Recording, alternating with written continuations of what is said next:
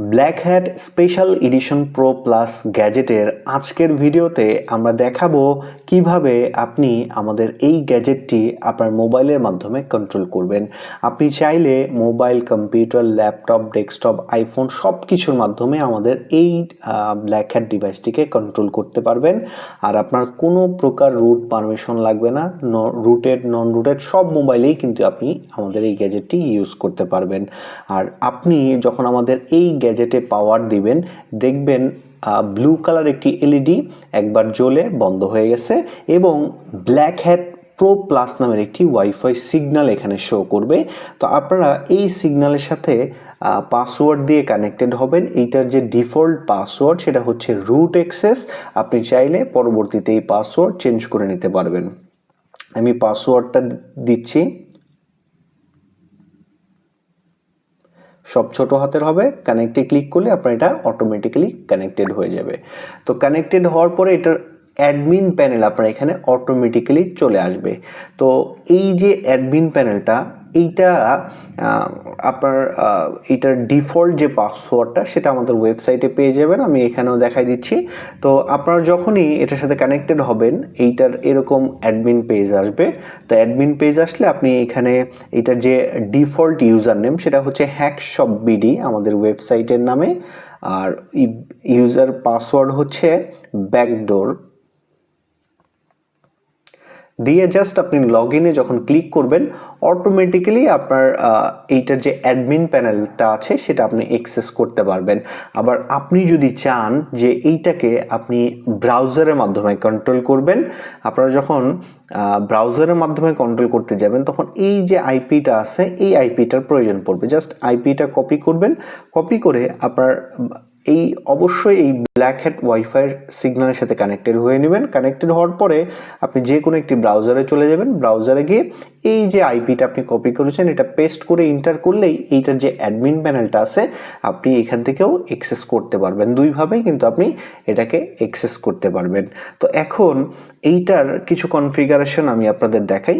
যেমন আমাদের এই ডিভাইসের মধ্যে কিন্তু বাজার সিস্টেম আছে। যেমন আপনার যদি কোনো পাসওয়ার্ড এটা বের করতে পারে, আপনাকে বাজারের মাধ্যমে অ্যালার্ট করে দেবে যে পাসওয়ার্ড পাইছে। তো সেই ক্ষেত্রে আপনি চাইলে এখান থেকে বাজারের যে ফাংশনটা আছে ইনেবল ডিসেবল করতে পারবেন। আবার আপনি যদি চান যে ডিভাইসটাকে রিস্টার্ট করবেন, সেক্ষেত্রে আপনি রিস্টার্ট বাটনে রিস্টার্ট করতে পারেন। এছাড়াও আপনি চাইলে আমাদের যে এইটার অ্যাডমিন প্যানেল, যখন আমরা এই ডিভাইসে ঢুকতে যাব এইটার একটা লগ ইন ইন্টারফেস আপনারা দেখতে পারেন। যেমন হচ্ছে আমি এই যে লগ আউট করলাম, তো লগ আউট করলেই দেখতে পাচ্ছেন আমরা যখন ডিভাইসটিকে পাওয়ার দিব প্রথমবার তখন আমাদের কাছে এরকম একটা অ্যাডমিন পেজ আসবে। তো এই অ্যাডমিন পেজে লগ ইন করা ছাড়া কিন্তু আমরা এটার যে অ্যাডমিন প্যানেল আছে ওইটা অ্যাক্সেস করতে পারবো না। তো সেক্ষেত্রে আমরা এখানে যখন এই যে হ্যাকশপবিডি এবং ব্যাকডোর দিয়ে কানেক্টেড হলাম, তো কানেক্টেড হওয়ার পরেই কিন্তু আমরা এটার অ্যাডমিন প্যানেলটা অ্যাক্সেস করতে পারছি। আমরা যদি চাই যে এই যে লগ ইন সিস্টেমটা এটাকে ডিঅ্যাক্টিভেট করব, সেক্ষেত্রে আমরা এই যে এই অপশনটাতে ক্লিক করব। ক্লিক করলেই দেখেন এই যে অ্যাডমিন লগ ইন পেজ এটা ডিঅ্যাক্টিভেট হয়েছে। এখন যদি আমাদের যে ডিভাইসটা আছে এটা আমরা পাওয়ার বন্ধ করে দেই, পাওয়ার বন্ধ করে আবার যদি পাওয়ার অন করি তখন কিন্তু আমাদের আর এইটার যে লগ ইন পেজটা ছিল সেটা কিন্তু দেখেন আমরা ডিভাইসে পাওয়ার দিয়েছি, পাওয়ার দিলে এখন কিন্তু আমাদের আর ওই যে অ্যাডমিন লগ ইন পেজটা সেটা কিন্তু আর এখন আসবে না। আর অটোমেটিক্যালি আপনি এখানে এটার অ্যাডমিন প্যানেল পেয়ে যাবেন। আপনি যদি চান যে আবার এই যে লগ ইন সিস্টেমটা আছে এটাকে আবার অ্যাক্টিভেট করবেন, সেক্ষেত্রে আবার ইনেবল অ্যাডমিন ইউজার এখান থেকে ইনেবল যে অ্যাডমিন লগ ইন ফাংশনটা আছে এটা আবার অ্যাক্টিভেট করে দেবেন। এই যে অ্যাডমিন লগ ইন অ্যাক্টিভেট হয়ে গেছে।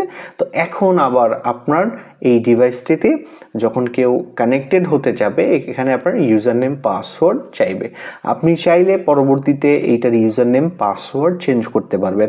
আর অবশ্যই যখন এটার ইউজার নেম পাসওয়ার্ড চেঞ্জ করবেন এটা খুব ভালো করে নোট করে রাখবেন, কেননা আপনি যদি এটা চেঞ্জ করেন একবার এটা কিন্তু পার্মানেন্টলি চেঞ্জ হবে। সেক্ষেত্রে কিন্তু আপনি ডিভাইস অন অফ করলেও কিন্তু ডিভাইসের আগের যে ডিফল্ট ক্রেডেনশিয়াল সেটা আসবে না। আপনি যেটা চেঞ্জ করছেন শুধুমাত্র ওইটা দিয়ে কিন্তু আপনি লগ ইন করতে পারবেন। তো সেক্ষেত্রে এই সাবধানতাটা অবলম্বন করতে পারবেন। তো আজকে এ পর্যন্তই। ধন্যবাদ সবাইকে।